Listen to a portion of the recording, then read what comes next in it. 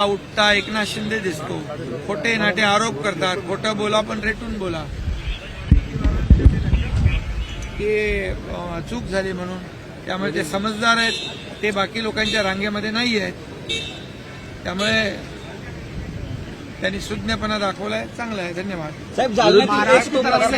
ज्यावरती तुम्ही देखील बोललेला होता की बीडमध्ये घटना घडली तशी जालन्यामध्ये देखील घडलेली आहे. जालनामधली घटना अतिशय दुर्दैवी आहे, अतिशय माणुसकीला काळीमा फासणारी आहे आणि गरम सळ्यांचे चटके देऊन एका माणसाला गंभीर जखमी केलेला आहे, बोराडे नावाच्या. आणि त्यामुळे मी सकाळी देखील त्याच्यावर बोललो की अशा नराधमांना अतिशय कठोर कारवाई केली पाहिजे, त्यांच्यावर मोकासारखा गुन्हा दाखल केला पाहिजे, मोकासारखी कारवाई केली पाहिजे. आणि त्यासाठी मुख्यमंत्री महोदयांनी घेतलेली आहे. मी एसपींशी